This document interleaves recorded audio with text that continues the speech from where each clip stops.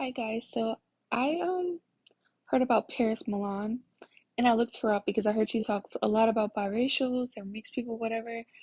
And I found this one about Aisha Curry and not feeling like accepted by black people or that she wasn't black enough, and I wanted to react to it. Hey guys, I wanted to come on here and make this video about Aisha Curry, not the red table talk, but the recent comments she made in some interview that she did where she was discussing her mixed heritage and how she doesn't feel black enough for the black community and that we need to start embracing everyone. So if you want to hear my comments about what she had to say, please stay tuned for the rest of this video. StraightBlackLove.com is dedicated to Ash kicking down Nevada on Twitter. Have 3 children. Aisha Curry was recently involved in some massive headlines because she was on the Red Table Talk and she openly expressed how she hates the fact that Steph Curry has these groupies. And I feel like the situation that occurred with Ronnie Rose, where Steph was walking to the seating area where players sit down for a break, and this groupie was just sitting there like staring him dead in the eye, like just waiting for him to just lock eyes with. Because girls are so thirsty, especially to like married men or men in relationships. Like every time I've been like out with the guy, and half the time I'm not even dating the guy. Like they're just like a friend, or even like because my brothers don't like look like me sometimes. They'll be like just assume and they'll like try to flirt with them, and I'll just laugh because it's like you're trying so hard to get attention and compete, and I'm not even competing back with you. Like, just do your thing. Why do you have to like be weird about it? Her, and he never did. And I feel like that situation, because it went viral, kind of always stuck with her because she encounters that on a regular basis, being the wife of a famous basketball player. But somebody actually made a good compilation post where it showed like every time she's waiting for him outside the games and he walks up to her and greets her with a kiss. And so people are like, wow, she's just ungrateful. But realistically, there's not a camera with them 24/7, so we don't know the severity of how many people actually approach him like on a regular everyday basis. Even as like a regular person, though, girls are thirsty. And like the amount of time people have walked up to me and my friend, like, oh, he only likes you because you're mixed or because you're light skinned. It's like they don't care how rude they're being or how disrespectful they're being, and no one ever checks it. Like no one ever checks it because people like are just gonna defend them. Like, oh, it's because of society. Like, no, it's because they're a disrespectful person. I don't care what society did. Society told me I shouldn't exist. Do I care? Absolutely not. Interview, she went on to say, yeah, it would be nice for me to be able to know that people are saying something. She was basically saying she doesn't necessarily want that attention, but just to know that people are thinking about her, which I guess is unrealistic because it's like you signed up for this. And on one hand, you can feel for her because it's like, just think about that. You marry somebody at 22, like that's the prime of your freaking life, is being They're literally so cute though. Like they're so adorable. in your early 20s. Like, you got married, and not only did you get married, but you got married to Steph Curry. So Steph Curry is not fully yours, he's the world's, and you are not fully able to have him because That's like a gross statement to say. I know this is like an old video, but they're married. He's not the world. He's an athlete that people admire. People like him. That does not mean he belongs to the world. I don't know what this obsession and like feeling entitled to like athletes or famous people is, but it's creepy, and I do not like when people say stuff like that.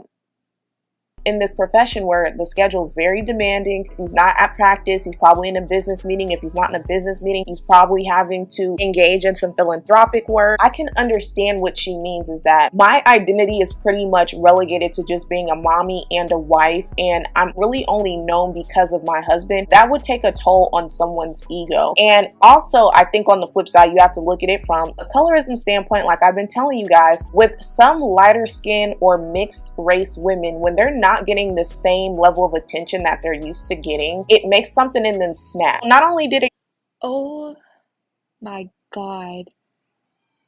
Her wanting attention because she feels insecure in her relationship is like something that I have seen all races do, and yet people will always try to be, oh, Miss God, it's because she always gets attention. No, it's because that's, I've heard white women say this, black women say this, it's because they want to feel like they're desired, and they like it's like a feminine trait, like to want to feel desired. It has nothing to do with her being light skinned and always getting attention. Like, people are so stupid. Go from the red table talk of her discussing that. But then also she just did a recent interview where she's mad at the black community. And I want to read you guys what she had to say. She said her mother is Jamaican and Chinese and her dad is Polish and African American. So she comes from two biracial parents. So pretty much she's mixed race. She says here, everyone was from a place other than Canada and that's not how you identified yourself, not black or white. I identified as Jamaican because that's where my mom came from. In the States, she's simply black. Then she went on to say it's also lessons she's passing on to her daughters. They're fair in complexion and they said, I'm not black, look at my skin. And I said, no, no, no, you're a black woman, you have melanin, it's part of who you are. That's so toxic that she said that. Like, they're not black. They know they're not black. Their grandmom's not black. Their dad's not black. They know that. Like, I hate when people try to push that on them. Our descendants are from Africa. That's what that means. It's been a journey teaching them that, and that black comes in many different shades. It hasn't always been easy though. My own community needs to embrace everyone better. Sometimes I feel like I'm too black for the white community, but I'm not black enough for my own community. That's a hard thing to carry. That's why my partnership with CoverGirl was special for me, because I felt like I didn't fit the mold of a CoverGirl, she adds. I'm not in the entertainment industry in the traditional sense. I'm not thin. I'm 170 pounds on a good day. It's been a journey for me, and that's why I want my girls to understand who they are and to love it. Now, I have to call bull crap on some stuff. CoverGirl added you as one of their models because you're the wife of Steph Curry, not because of your own merit. CoverGirl is suspect, okay? They're known for having this racist James Charles under their brand, and when they found out he was racist, instead of them addressing it, they went ahead and posted a picture of him and Zendaya. Zendaya's biracial, but they're basically trying to say he's not racist, his friend is black. If you're so black, Aisha, why was that something that you've never spoke on publicly? I've never heard you make a peep about it. Secondly, I'm really tired of hearing mixed race and biracial people say that they don't feel black enough. That is not the black community's burden to bear, that your parents chose to ensure that you were born mixed or biracial. Why should the black community have to embrace you when a lot of you guys don't embrace us? Okay, you don't have to, but then don't sit there and tell us every 5 minutes that we're black, we're black, we're black. You have to claim black, you have to claim black, but we'll never really accept you, but you better claim us. And if you get anything, it's going down in our as black history. No, so we don't have to be that. You do not have to accept us, but tell the rest of your people so that y'all can all be in the same accord. Because it's really annoying that 1 minute we are and the next minute we aren't. Y'all can't even decide amongst yourselves what you want us to be. And well, you're not gonna decide for me, but amongst yourselves, you can't decide how y'all view us. So don't say, "Oh, I don't even know why she like is trying to be a part of this community who doesn't want her." But this is something I see so often. We don't have to accept you. You don't. But let us not claim you. Then you want to go cry about it. See, this is the thing. When Aisha was initially out and people knew her and they were giving her and Steph attention, she was cool with that. But now that she's involved in this sort of controversy, now she wants the black community to embrace her because they're the most vocal about the whole red table talk. I personally didn't even make a video about it when it came out, but they're the most vocal about it. And also, when it comes to mixed race women or lighter skinned women, when they get involved in something that taints their image or people are bashing them or attacking them, that's when they want the black community to embrace them, and that's when they want to say, well, I'm black too. But when they're getting praise and accolades, they don't really want to attach themselves with black people because they know that on average a black woman, a brown skinned or darker skinned woman is not going to get the same level of praise. This reminds me of the situation with Jordyn Woods, and I'm starting to get it now. And I don't want to hear, oh, it's a socioeconomic status, Oprah's a freaking billionaire and they weren't even trying to sell her purse. So that has really nothing to do with it. It's her light skin privilege. When you look at the situation like this one with Aisha, you now want to talk about being black and you don't feel embraced when you're involved in, Because she was being attacked mostly by black men.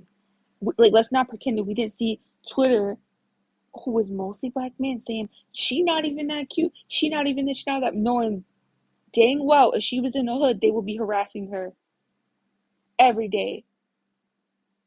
So it's like, don't say her saying like, well, if I'm black too, is it okay to protect this black woman but not me, because black women weren't necessarily coming to her defense. If that's how she feels, that's how she feels. I seen black women coming to her defense, but I seen a lot who were like, oh wow. So something that would quote unquote make you seem like you're going through some sort of struggle because people are attacking you. And also with Jordyn Woods, you were black the whole time, but clearly you didn't identify with or really as black, but now you feel black because the world turned their backs on you. And this is ultimately what happens. We have allowed being a black woman and being black in general to be associated with somebody that is facing some sort of struggle in life. And that is a horrible. I don't see how Jordyn didn't associate with being black. She made it pretty obvious. And she like, I don't, like, we see her parents. Like, I don't understand that. Message to send, because mixed race people and those who are lighter skinned or they pass for mixed race or whatever, they're kind of allowed to flip-flop back and forth, where on one end they can say, okay, well, I'm mixed today because everybody's paying attention to me, and then on another day it's like, oh well, today, you know what, nobody's really giving me attention, I'm receiving all this heat from people, I want to be black today. But black people don't have the same luxury to turn around and say, Your luxury of that doesn't even make sense because two things can coexist. Like, she is mixed and she is part black, so she can identify with both. know what, mixed community, I need you to embrace me. Biracial community, I need you to embrace me. And you guys would look at us like we're crazy. So the same way that you say, Yeah, because if you're not mixed, that it doesn't make sense. You can identify with our black side, like, hey, like, you're still black and I'm still black, and I need like your support to help me fight against like inequality. Of course, I'm gonna support you, but it's like, why does she have to just claim black all the time to have your support? I don't understand that. And I hear this argument a lot, actually. that black people need to embrace everyone more, you guys don't really embrace us more either, if we're going to be fair about it. It's okay for you to one day claim black, but with black people we can't do the reverse. And the thing is, I don't even really find that to be true, because yes, a lot of black people are becoming hip to calling people mixed and biracial and saying, well, they have their own communities, they have their own fights, but black people fetishize a lot of mixed race people. A prime example of this was the whole Miss USA, Miss Teen USA, and Miss America situation, where it was only one black woman that won, but because everybody's so black and the black community loves to embrace mixed race and biracial people, they literally labeled Haley Garris and Chesley as black women. So where This actually made me upset too, and like a lot of other mixed people, is that I felt like they were erasing our image by claiming everyone is black. It's like, wait, no, she's mixed.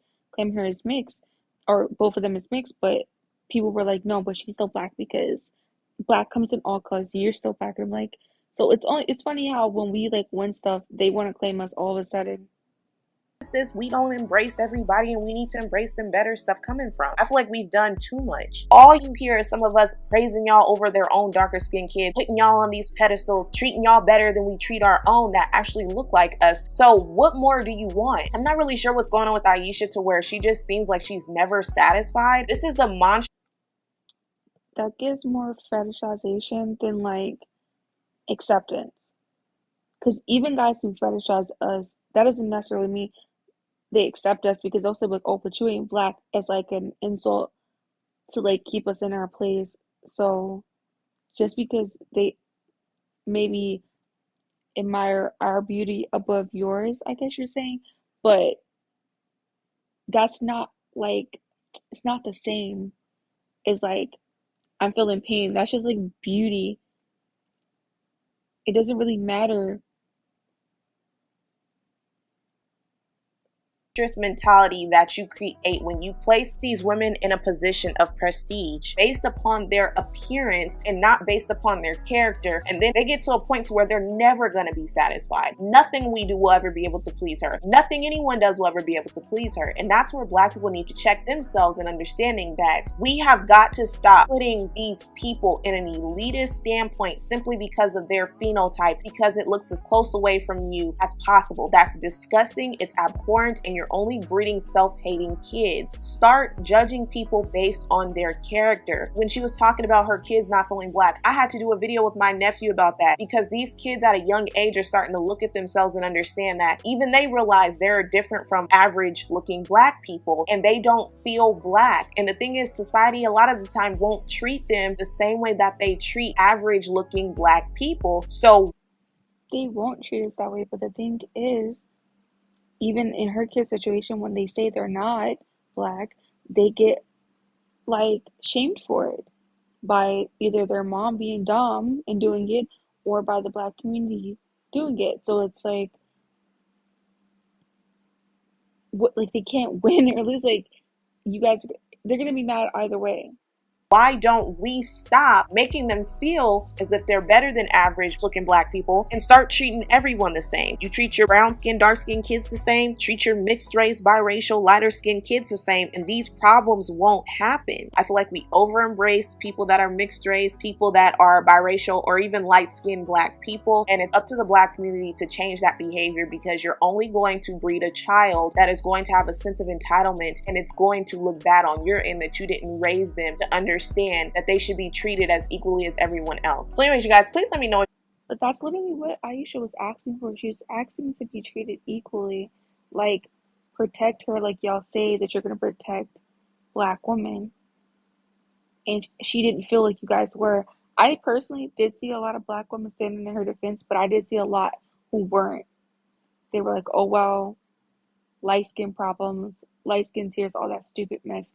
So it's like, it goes both ways.